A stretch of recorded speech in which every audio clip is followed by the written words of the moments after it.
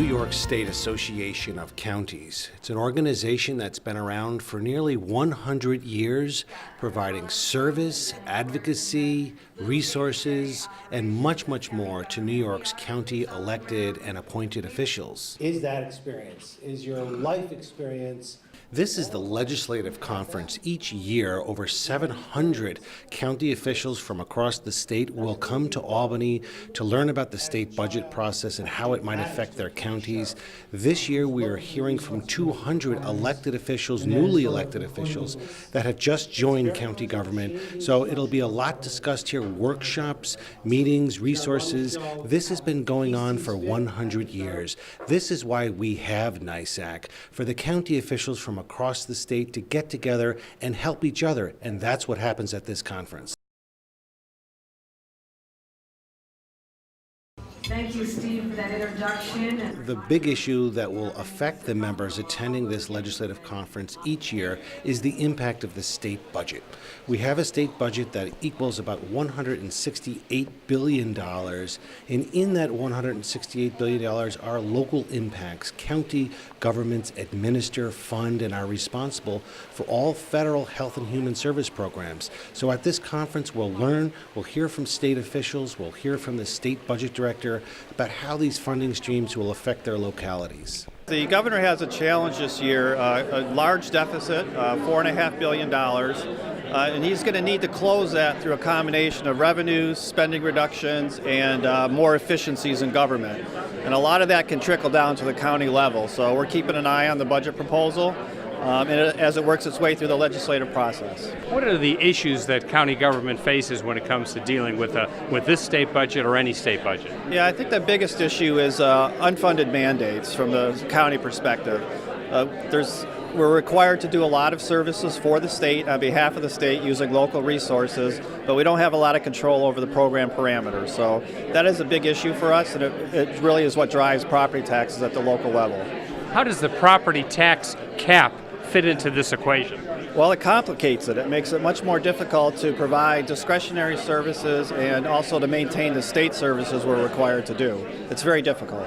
What is the financial pinch that county government is facing when it comes to the state budget? Well, it's balancing the priorities that you're required to provide under the mandated programs and offering the services in the community that the residents want with limited resources. And we're also dealing with federal impacts that filter through the state budget down to county level. We were talking about a big budget gap this year, and who's going to close that? And more than likely, we're expecting that the counties are going to have an increased amount of pressure on our own budgets this year to get the state's budget stabilized. What kind of an impact does that have on county government's ability to deliver services to local residents? Well, 70% of my dollars in Putnam County goes straight up to New York State, Albany, for the services that we are also mandated to actually run and operate. So it's going to have an incredible impact on us. You know, just timing alone, if they're looking at a mid-year change in responsibilities for some of the financial responsibilities, then my budget has to be delivered by October. We start our budget May, June. So we've got to know way ahead of time what we're facing for the 2019 budget.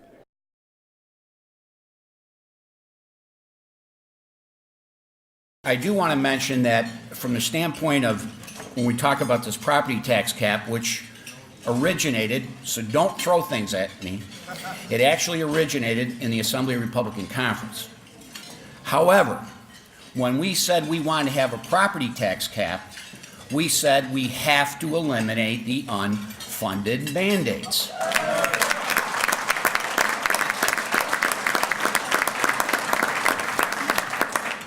And if you look at our proposals, not just on property tax cap and unfunded mandates, but anything that we touch upon in state government, we've got more great policies than I think any other conference in Albany. And if you don't believe it, you can look it up or just contact my office and we'll send you, because the binder is this thick of ideas that will improve New York State on every level. Now, one thing I'm going to share with you today, in prior ideas, we have said that we think it's a good idea for New York State to take over the entire cost of Medicaid.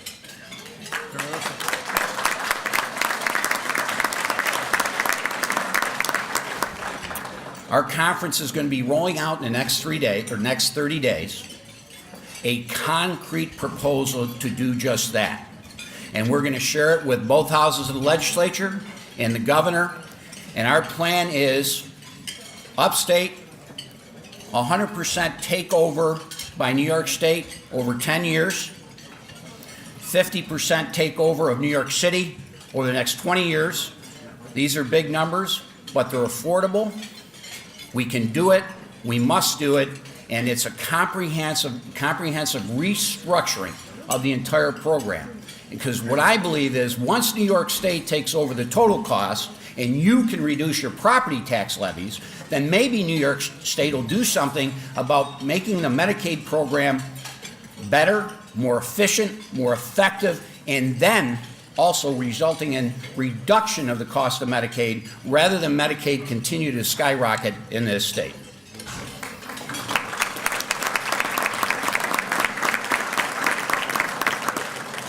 So you will see an actual detailed plan and how to do it, how it's going to be paid for, the out years. It gets a little bit more difficult if you don't reduce costs. We have to reduce costs. We have to be more effective. And it's not about cutting and slashing services. I'm just going to share one story. I was in New York City last week, and I was talking to some folks that I know, and we're sitting around and having dinner, and one of the gentlemen I was with, his wife works in the healthcare field in the city. And she was saying that they have Medicaid patients that need public transportation or need transportation from their home to the healthcare facility for treatment and then go back home. Understandable. Medicaid coverage. But what Medicaid won't pay for is if they use a subway, a bus, or a taxi or Uber, Medicaid won't pay for it. But if they take a medical transport vehicle, such as an ambulance, Medicaid will pay for it. And this lady said, they're very capable. They're physically able to take public transportation. They could use some help to pay for it, but you're talking about $20 cab ride versus $900 for a medical ambulance. That's precisely the type of waste of taxpayer dollars that runs rampant with this program. And it's not about the patient, it's about the administration of it. There are a number of things that we've done to help counties, albeit imperfectly. I'm not going to stand here and say that we've done this, yeoman-like, crazy, great job, but I think we've done a number of things in recognition of the challenges that counties face. We are having a very intense, and I'm going to repeat, intense internal discussion between and amongst our members about what we should be doing on Medicaid. What do you do on long-term care? How do you support a system where basically 1/3 of our population is in the Medicaid system? And should that onus and that burden be on the counties? So we are literally, as I'm talking to you, we had discussions about this. Should the state be taking over the cost of that, which would be well over $2 billion to do so?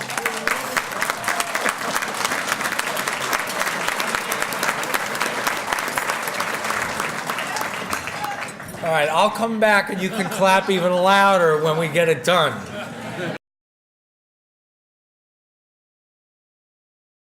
It's definitely the unfunded mandates. 80% of our budget in county government is unfunded mandates, from college tuition to a variety of different programs, from Medicaid. That really hurts our operation, especially with the 2% cap, which, we like living in, and we think it's a great initiative, but it's hard as all the expenses continue to rise.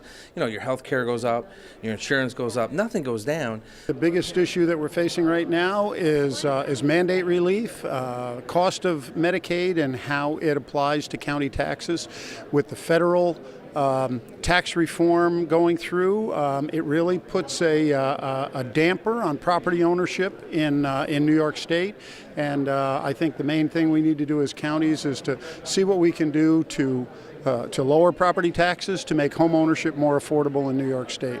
Beyond the burden that too many New Yorkers have to carry regarding property taxes and the high cost of living in county government, the continued push from Albany of mandated spending really has made and continues to make our job even more difficult. This state forces more of its spending down onto local property taxpayers than any state in America. Add to that some of the uncertainty as it relates to raise the age and our real need to combat opioid and heroin addiction and the crisis that so many face. All of that has made our jobs a little bit more complicated and a little more less predictable. When the state government tells you they gave you all these new programs, but they don't fund it. So, and then on the federal side, we're looking at SALT and a variety of other things that this new president's changing around, which hurts our operation, So we have to continue to adapt to the different scenarios they're throwing at us and still represent, our people in our county and still deliver these services, improving these services and make the quality of service better with less.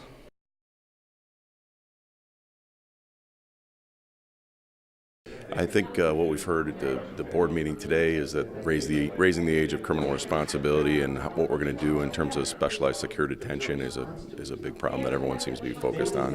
What I'd like to see is a more true partnership with the state of New York, meaning that if before they do if they want new programs, that they have to fund it. No more unfunded mandates. So, and if they want to increase services, they have to pay for them. Like, raise the age. It's a good thing. We all support raise the age. But the problem with that is it means more money into foster care and probation. Well, last year, the state of New York took $400,000 out of our foster care program. So are they going to fund that back this year? Or are they going to add more funding as we put more people into foster care? Because under raise the age, you're taking these kids out of the house and putting them in the foster care.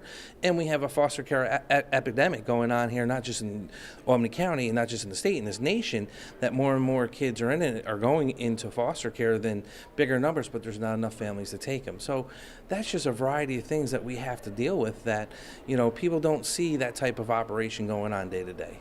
The county's been charged with doing this housing under the Raise the Age law by the state of New York. One of the problems that we have is that the timeline for implementation is so tight that the facilities that they want us to create don't yet exist. And so we're seeking guidance from the state and assistance from them in trying to develop these facilities.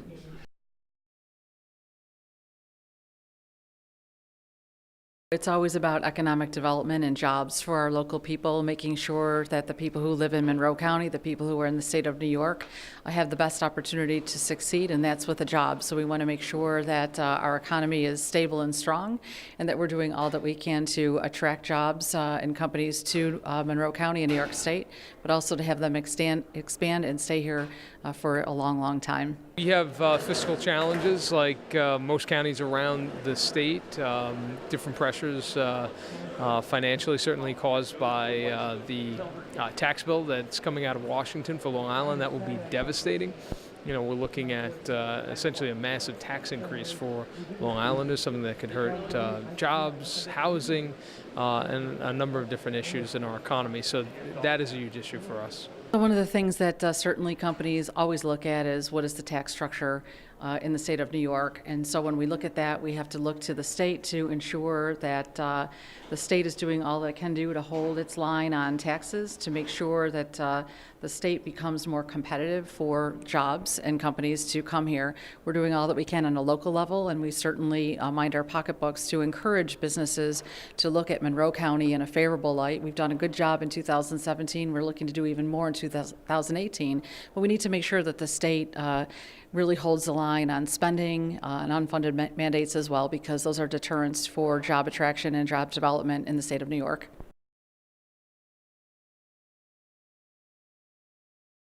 The opioid drug crisis is a is a very big one on everybody's list right now. Paying attention. As a matter of fact, this morning we read that Orange County lost 4 people to it, to drug overdoses. So I think that's a big one. The opiate epidemic is still a serious problem across all of New York State, upstate and downstate. We often talk about differences between upstate and downstate. There's no difference when it comes to the opiate epidemic. It's affecting people in New York City. It's affecting people and killing people on Long Island, just like it is in Western New York and in the Adirondack region. I'd like to think that we're in a little better shape than we were, at least in how we address it, but unfortunately we're still seeing growth across the state with regards to opiate overdoses as well as opiate overdose deaths. Thankfully, in my home community of Erie County, we've been able to stem the tide and basically keep it the same as the year before, but that still means that there's approximately 300 people in Erie County who died in 2017 from an opiate overdose. So it's an issue that we're all working on, and unfortunately it's not done yet. What needs to happen, and what role does a county government play? County governments often play the lead because they are the health departments. They offer the mental health services, the addiction services. So when it comes to how government has a role, county governments in some ways are the leading entity. New York State will set the law, will provide funds. The federal government can provide funds, hasn't recently. It's one of the things we're really advocating for is more federal dollars. But it's the local governments that are implementing it, the local governments that are approving and creating new treatment facilities, the local governments that are approving new medication-assisted treatment facilities. And then we're also out there coordinating the services between the not-for-profits as well as the other organizations that are involved in the fight to eliminate this scourge.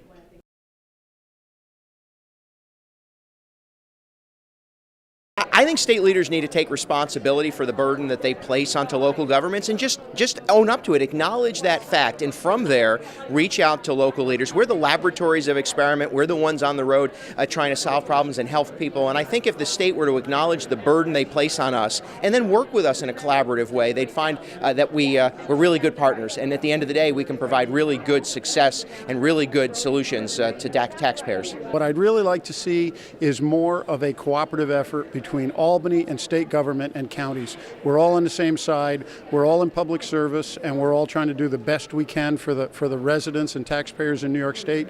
And over the past few years, there's been sort of a finger pointing nationally as well as in Albany, and I don't think that's productive. I think we can find common ground. We need to work together in a collaborative fashion with Albany to address the real needs at the local level of government. You know, we're really where the rubber meets the road at the county, and you know, the state is a critical partner.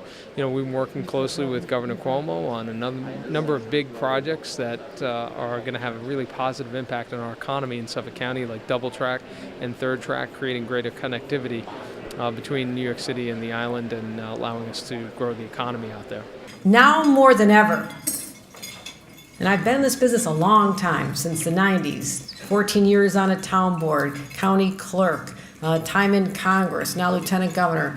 Now more than ever, we need a partnership between our county officials, our local officials, and state government. Because for the first time in my lifetime, as someone who was counsel to Senator Daniel Patrick Moynihan in Washington, at an era when I saw a lot of statesmanship, a lot of bipartisan collaboration. We worked on the drug bill, we worked on infrastructure, we worked on immigration in a bipartisan way, if you can believe that. Today, it's a different environment, and I'm not going to go into politics. I'm just simply going to talk about the fact that New York State has been under assault in ways that we could not have imagined. And we need to team up together to continue fighting for infrastructure dollars, transportation dollars, social services dollars, healthcare dollars, all the things that make the quality of life for our citizens better. So we're under assault, but I feel, as the governor does, and you'll hear from him tonight on this message, that we have to continue to find ways to collaborate as one team, one New York. And I know we can do this, because there is far more that joins us than separates us when it comes to issues. And I have a list of a few issues I want to talk to you about. One of them is to find more ways to bring revenue dollars into the coffers of the counties so you can help keep down your tax burden. And the question is, why have we allowed internet sales to go untaxed when they're competing with little businesses like my mother's flower shop that she started a long time ago. Why not help do that? Thank you. Thank you for being a leader on this. This association has spearheaded this issue, and this is something that the governor believes can direct $100 million, if we do it right, into county coffers all over. So it's part of our initiative. The governor rolled this out, and we're going to need your support. You need to talk to your legislators here in Albany to make sure we can get that done. So thank you for that initiative and working together with us.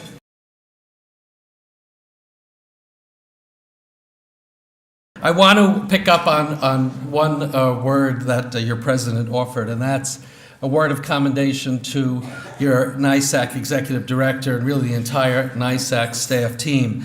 Steve Aquario is a constant presence in the Capitol. You're here periodically for conferences and gatherings like this, but he's here all the time. And he and his team really do an outstanding job advocating for the interests of New York's counties and county officials day in and day out. They have a wonderful relationship with our office, even when he could be a bit of a nudge. We welcome his calls and his advocacy. Give Steve and his team another round of applause for everything they do for you.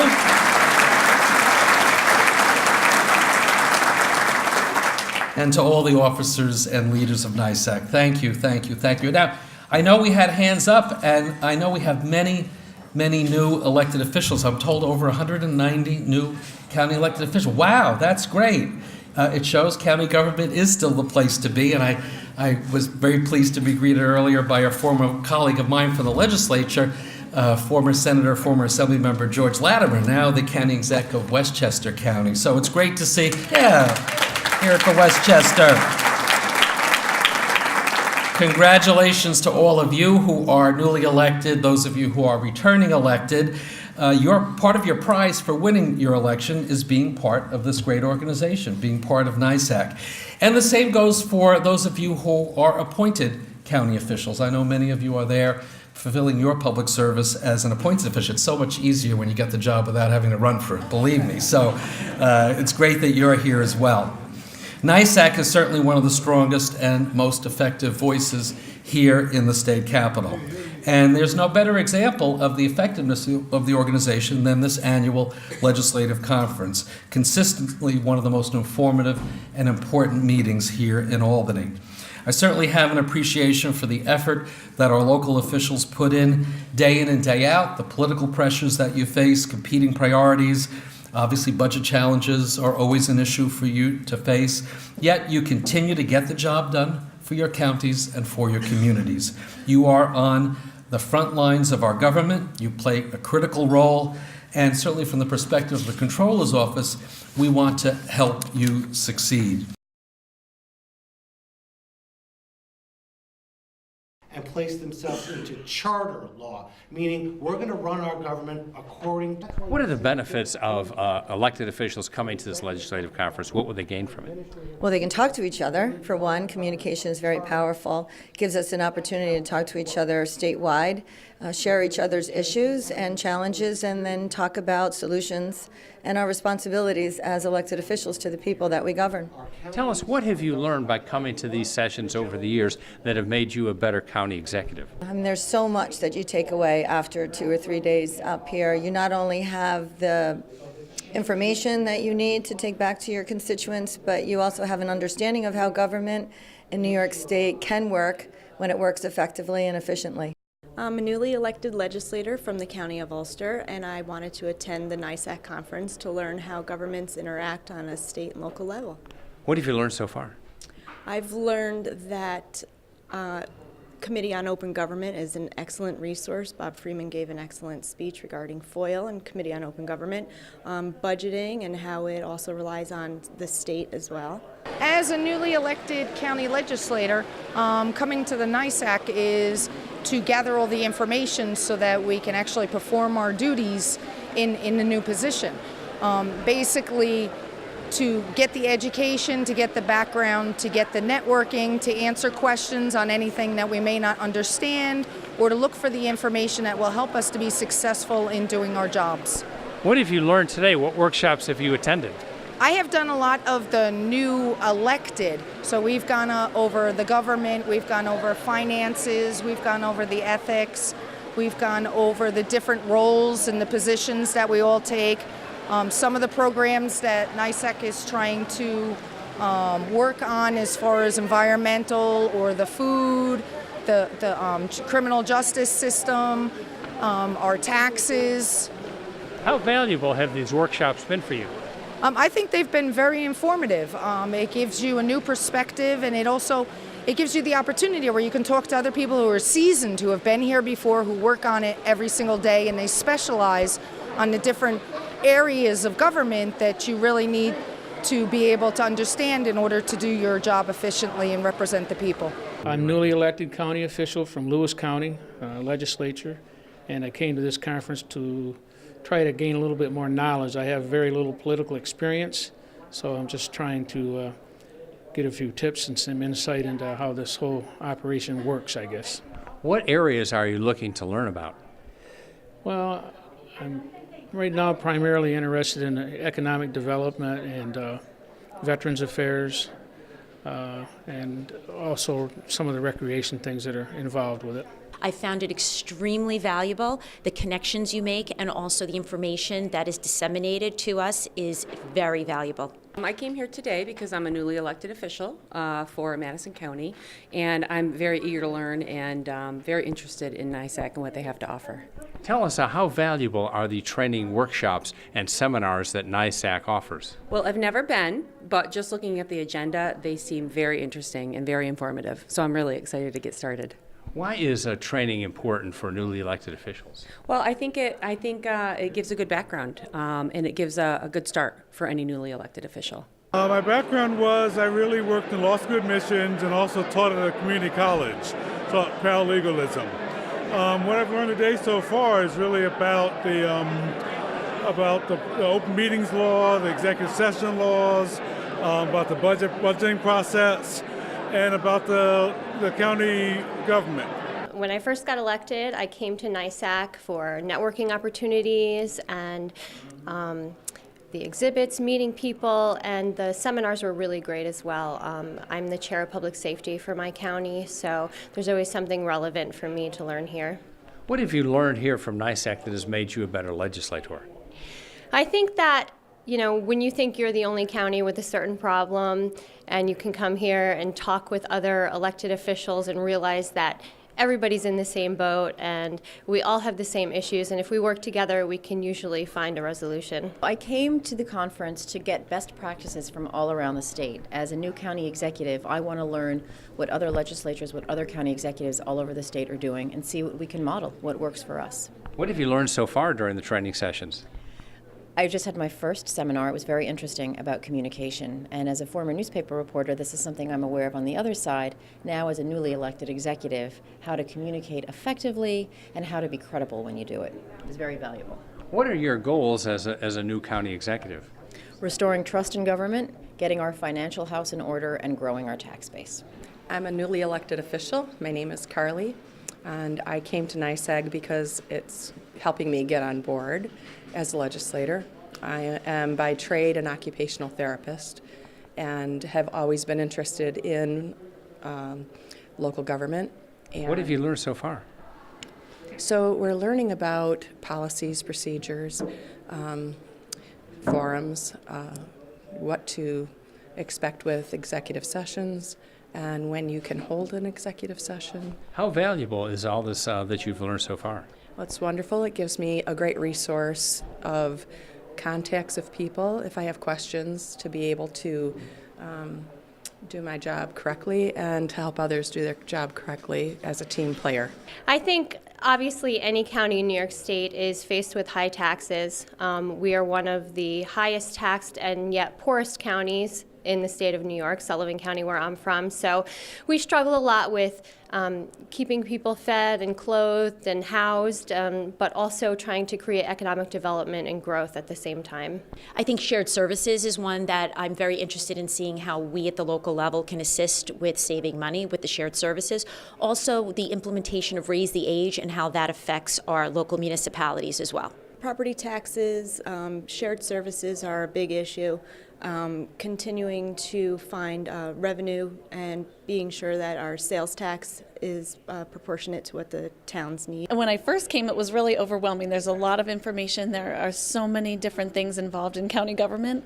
So I came to learn more and understand the process a little bit better, and to see how that is interworking with the state legislature, how we advance certain resolutions up to the state to look at more closely. And it's just been a really great learning experience. Within the framework that you're given. So my name is Ellie Nieves. I'm with the Leadership Strategies for Women, and my goal today is to speak to the Women's Leadership Council at NYSAC about how important it is to continue to engage in public service. Clearly, it's a sign of the times that so many people are engaged politically.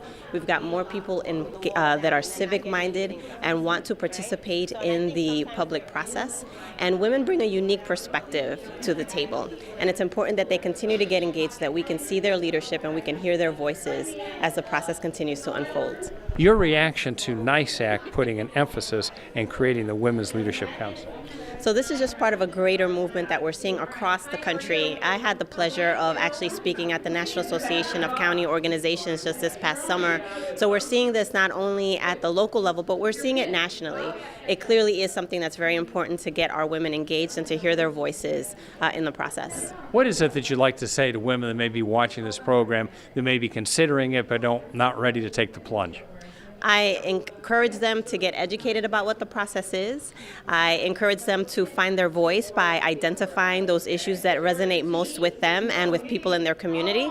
And I encourage them to get involved and just to take that one small step. It doesn't mean that you have to immediately file for a particular position, but start learning about what are the positions that are available in an elected office in their local community, and just start showing up at some of the public meetings. Start listening for cues that might incentivize them to want to get involved and participate. We are so excited about the Women's Leadership Council, which was instituted because of the Women's Suffrage Act and all of that throughout the state of New York. So we started our little group here in Albany County, which has been phenomenal. And working here with the NYSAC staff and Mr. Aquario, the executive director, we were lucky enough to get a prize for our first year out, and we're all excited about that.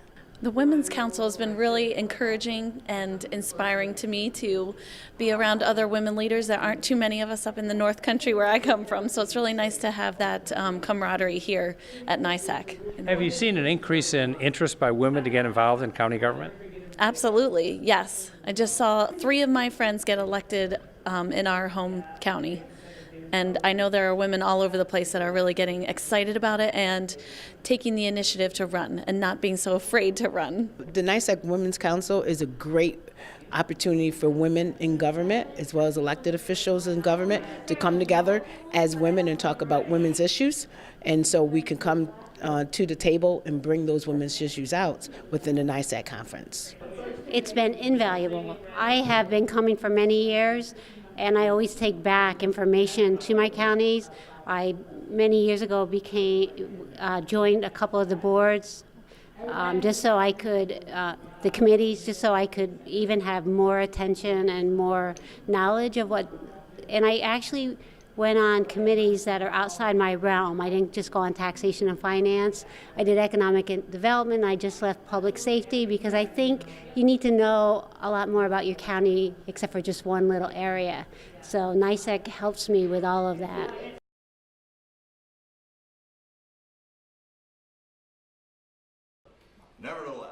Several years ago, the president of the association, with some urging from a few key people in the organization, Tom Santulli, created the egg task force.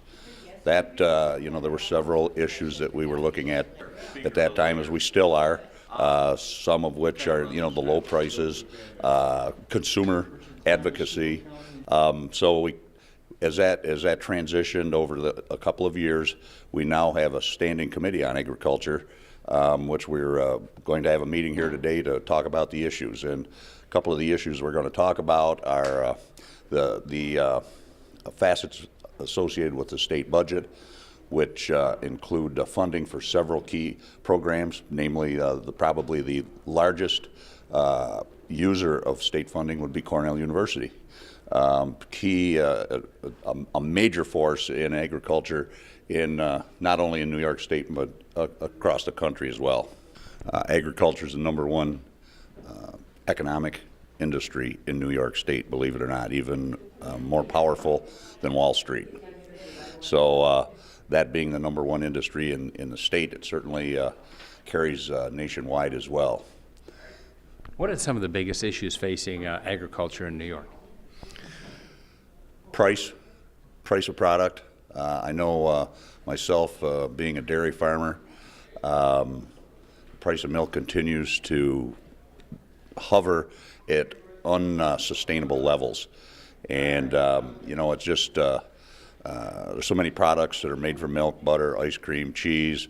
It's just hard to fathom why, the market continues to be such a wild fluctuation, but tends to be more down than up. Tell us about the need for more people to get into, particularly young people, to get involved in agriculture as a career. Well, there are a lot of different careers that are associated with agriculture, not just actually working the ground or milking cows or taking care of livestock. The support industries, the feed, fertilizer, seed, communications, IT is all very important and continues to be a big part of what agriculture needs in order to maintain its national presence statewide, nationally, and locally. Before we get started, the Public Safety Committee is very important to NYSAG, and public safety and not only covers the county jail and the sheriff's law enforcement services, but also our court security, our probation departments, alternatives to incarceration, and our Office of Emergency Management. And all of those things are very important. And we do so much in county government related to public safety that this committee does a lot of good work. What are some of the biggest issues in public safety facing sheriffs and county government throughout the state of New York? Well, we continue to have to deal with several areas of what they often refer to as unfunded mandates. And we've got more burdens are being placed on our probation departments now to do more services, but with less money being refunded by the state. Same goes true with some of the county jail services that we're mandated to do. And so we're very concerned about this loss of revenue. What would you like people to keep in mind about the importance of public safety throughout the state of New York 52 weeks of the year? Well, public safety is one of the first initial parts of government. Government is for the protection of its people, its public safety, and its public health. And those are very paramount to government county services. Our seminar today deals with the Medicaid and Human Services portion of the program. We're actually quite pleased to report that the Medicaid administrative cap is being preserved in the budget as it's proposed, so please make sure everyone fights and make sure that there's no changes in that Medicaid administrative dollars for all the local districts. That actually will give you stability in your Medicaid program, and as everybody knows from recent history, that's a program that you can have lots of ups and downs, and you really can't budget that logically through any amount of time, and this stabilized out all of our risks that we had at the county level. This is actually one of your greatest liability issues in county government. Folks who need health insurance, we all become responsible for that if there's an emergency, and this particular program has really stabilized it out, so your risk and your liability you can actually count and figure out and able to, for the first time ever, to budget for that. So the Medicaid cap needs to be preserved, and we need to go forward knowing exactly what our weekly shares are going to be. The state budget is for some increased funding for these home and community-based services. Our workshop today is on the future of senior services in New York. That's a lot dealing with home and community-based services, critical programs that keep older New Yorkers at home and help their family caregivers take care of them. With an aging population in the state of New York, what is your recommendation to county government? So what we are trying to do right now is increase funding in the state budget for services that are provided by the counties through the State Office for the Aging, and these are really simple programs like home and community-based services, Meals on Wheels, other home-delivered meal programs, access to transportation to go to doctor's offices, things that are really simple, help people stay at home longer, out of nursing homes where they're spending Medicaid dollars, and really just keep them contributing to the local economy and in their homes where they want to be. The biggest priority continues to be mandates from the state government that are unfunded. That seems to be the biggest issue. We have a resolution once again today on that issue. Also, the taxation of internet sales tax. Local business, small businesses are losing business because of internet sales, and so another major issue is to attempt for the state to impose a tax on internet companies like Amazon and those types of large companies. That would create needed revenues for the counties. We have our expenses keep going up, but revenues seem to decline. So the biggest thing would be increased revenues to balance our budgets. I can speak for Saratoga County. It's still doing well, but I think there's a lot of upstate counties that are not doing well, having to increase taxes in order to maintain their revenue source. I think maybe downstate may be a little bit different. Employment is higher down there. We have higher unemployment upstate. So, but I think overall New York is doing okay, but we can always do better. Over to our esteemed presenters. Our workshop today is the topic of shared services, which is really local government working together to try to save taxpayers money and provide a more efficient delivery of those services. How does it work? Well, it works in a lot of ways, and I wouldn't say there's a one-size-fits-all, but it starts from the ground up with some good ideas on how we can work together and share, build upon our strengths, and try to ultimately save taxpayers money in the long run. Give us some examples of how this is working in New York. Sure. Well, Montgomery County, for example, has a whole host of initiatives, 11 to be exact, that we're working on right now. Everything from village dissolutions to sharing of equipment to sharing of salt storage facilities. We really have a wide variety of initiatives we're working on, and it all depends on what the needs are in the local municipalities. So there certainly isn't a one-size-fits-all, but you really look at what the situation is on the ground and try to find solutions that can work for everyone.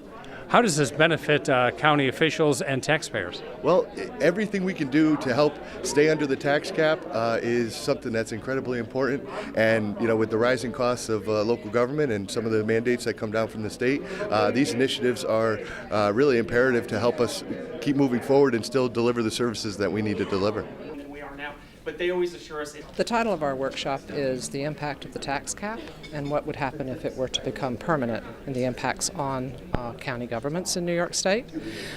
We did a survey in April of 2017 of all local governments in New York State to look at the impacts of the tax cap, and we found that it's leading to a reduction in infrastructure funding and a reduction in long-term planning for the future economic growth of the state. And so this is quite concerning that the tax cap is having a negative impact on our ability to fund critical infrastructure and long-term planning. We also asked local governments if they had recommendations for reforms of the tax cap. And some of the reforms, the most important one was to exempt capital expenditures so that we could address that infrastructure problem, and also to exempt expenditures for emergencies and disaster response, which obviously we need to do, and to exempt pensions, and then to include in the growth factor the really important nonprofit sector. We have a lot of meds and eds in our economy, and we need to include the growth of that critical sector in our economy in our estimations of the growth factor, and right now those are excluded.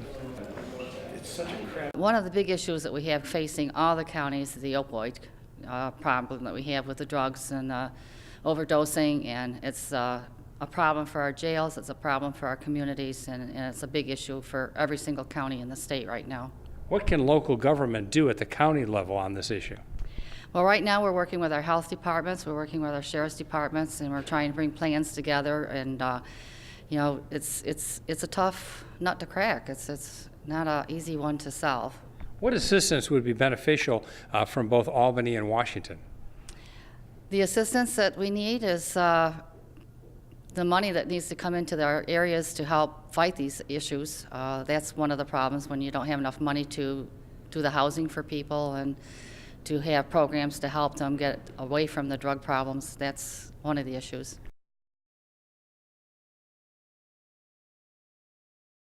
There are a number of very professional county executives here, and new tools, the new technology tools which they have to apply can dramatically improve the quality of life in their communities. So it's basically a message that the transformative opportunities to make government more responsive today because of these tools are greater than any time in the last century. Give us some examples of what some cities have done to be innovative. Well, cities and counties all across the country, including in the state of New York, are using these tools to increase outreach to communities, right, to involve more collaborative discussions, to do more personalization, to do more predictive analytics, to identify a pothole before it occurs rather than after, to identify a water leak that's about to happen rather than after. So it's the personalization, customization, and effectiveness of public services. What recommendations do you have for county officials in New York that has a mix of both urban and rural counties? Well, the good news is that technologies today are widely available because of cloud computing. It's not just a New York City county that can do these activities. Any city or county can. The issue is that government's designed one way. It's designed to be very routine and very control-oriented, and yet we now have tools that allow our public employees to be smarter and better than ever before. So the message is evaluate the tools that solve problems best for your community and don't be thwarted in their application by kind of the old ways that we manufacture government. This is from LA City and County. It's actually a website that and a service that's both city and county. But they took they both use an Esri GIS platform, and they began to map all of their public data, make it all available with GIS coordinates, so that if you're in the county or you're in the city or you're in a neighborhood, then you can see everything that's happening in that neighborhood. So think about the Parks Department worker that's trimming a tree at 10th and Main at the same time the Department of Transportation is setting up a barricade because they're fixing the pavement or whatever the case may be, right? You can find those things out in your counties, but it should be a lot easier. And one of the things that LA found is that using a GIS open data hub, we think about open data as helping our residents see what's happening in government, but it actually helps our employees see what's happening in another agency much more easily than the path that's available today. So this GIS hub, it's basically kind of off-the-shelf software. And I run a program at Harvard for chief data officers from 25 large cities and counties, and they're able then to share insights from county to county and city to city. Well, we found this out with the data. Here's how we set up the algorithms. We can share them from city to city and county to county. And then if we think about this interoperability, FirstNet is an example of that as well. Certainly when I was in New York City, and even today in many places, emergency responders have great difficulty communicating with each other in the sense of disaster. Another way to think about this smarter public employee activity is both in Westchester County using dashboards to manage their probation departments, and in Philadelphia using data analytics to manage their probation departments, right? The issue is we have too many cases to manage and too few people to manage them, right? There's no county in the U.S. that has too much money for the public services that it needs to do, right? So the question becomes, how do we have the best possible probation worker assigned to the case where he or she can make the most difference, right? Because some of those probationers are going to behave no matter what. Some are not going to behave no matter what. Some are in the center whose behavior can be influenced, and some of their behavior can be influenced more by one type of probation officer with one type of experience than another, right? So how do we use data to manage those caseloads so that we have a better chance for, right, the goal would be for every ounce of public energy, public employee energy that we have, how do we allocate that resource in a way that makes a positive change for our county? And this slide suggests we use data analytics to better align where we can make a difference, to better align, many of you have nonprofit contracts that you use for social services. Which of those providers is particularly effective, which are particularly effective with various demographics and the like. So how do we use data to make our public employees better. In Boston, they have laptops in the fire trucks and they get a blueprint of the building before they're there. And I say, exactly. That's what you want. Yes, that's what we want. Okay, so let's go upstream. Let's see how the data's collected right now. How are the blueprints collected? Well, they're in paper. Okay, well, where are they? They're in boxes in the office. Some of them are in PDFs. Okay, well, PDF you can't really. So what we do is we take them through the cycle and say, you want to be here? We got to start here. We've got to go through this whole process. And then it starts to illuminate how important this back end work is. And that's the boring part of me.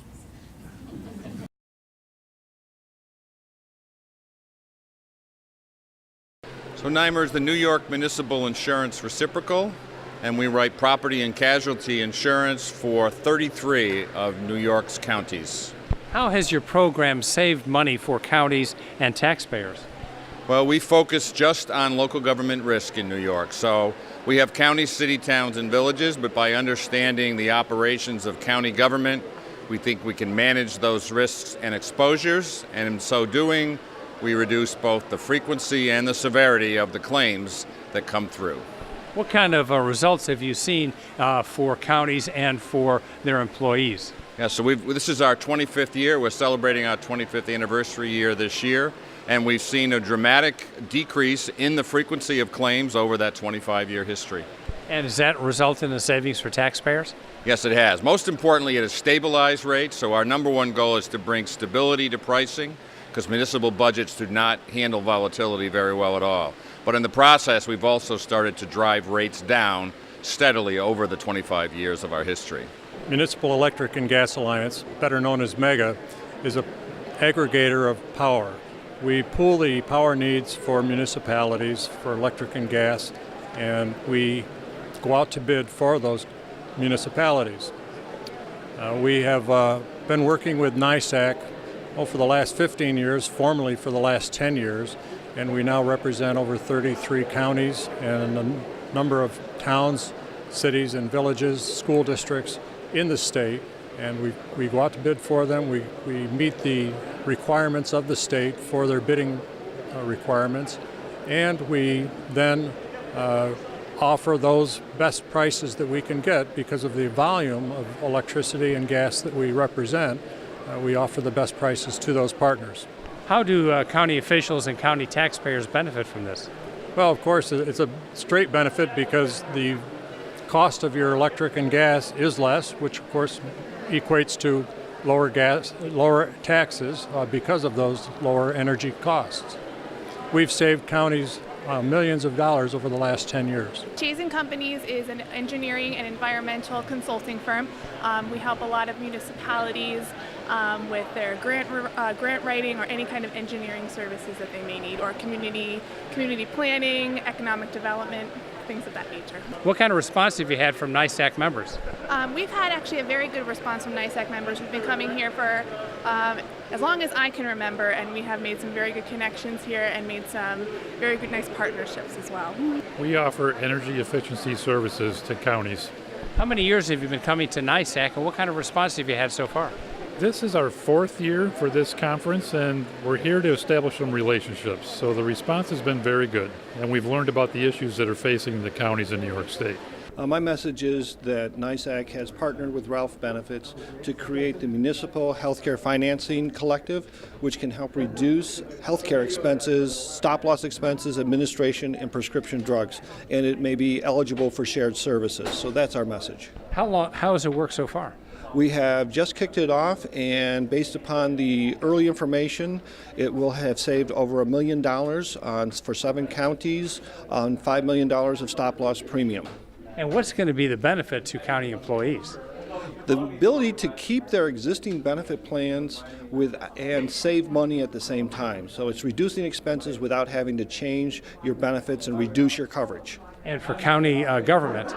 It's all about the money. It's about reducing fixed expenses and participating together to reduce future expenses.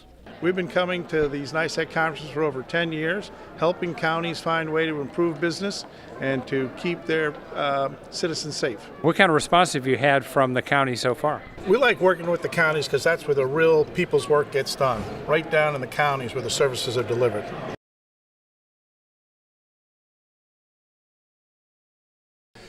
NISAC, I've been active in NISAC since I started in this position 13 years ago, and it has been invaluable to me in terms of learning both my job as well as the environment in which we operate as counties. This is my 4th year, and I participated in the Public Safety Committee, and there's a couple items that I'm really interested in with the raise the age, with the criminal justice area, and also with a crisis that's happening all across upstate New York, which is the shortage of EMS workers, and how we're going to attract people into this field and provide this needed service for our communities. Local government affects you more than what's going on in Washington. Although everything that's going on in Washington takes up all the oxygen, who fills your potholes, who hires your cops, who's taking care of the parks, who's taking care of the roads, that really affects your day-to-day life. Local government affects your life every day, and it's so important that residents, you pay attention to the national news, pay attention to statewide politics, but at the end of the day, it's your village mayor, it's your town supervisor, it's your county legislator, your county government that's on the road trying to provide services every single day. And most importantly, I think New Yorkers, local residents, all need to understand they have a voice, and in local government, that voice can be heard. Well, the importance of county government, certainly government that's closest to the people is the government that serves the people best. And people look to their county government for leadership. They look to the county government for quality of life. They look to the county government to protect their interests as well. And coming to a convention like NISAC gives us the opportunity as county leaders to come together as one New York State to best advocate for the people here in New York State. So we learn a lot. We bring a lot of good information back to our counties. But best of all, we work together as a state to advocate on behalf of the people of New York State. County governments are critically important. We tend to be kind of low-key, but county governments provide incredible services for everything from county clerks, county treasurers, property tax records, running of jails, public safety with sheriff's departments, highways. We maintain all the roads and bridges in our municipalities, and we do it in a very effective and cost-efficient way. Most people don't realize really how cost efficient we are. We are the boots on the ground, that we are the people that are accessible and available to people if they have issues to come to your local legislators and get some answers.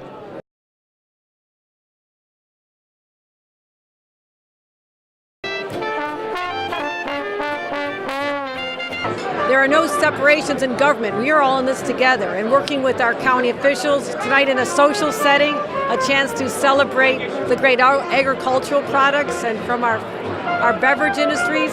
It's an opportunity to say we have a lot of great things going for us here in the state of New York, and they should be proud to be New Yorkers.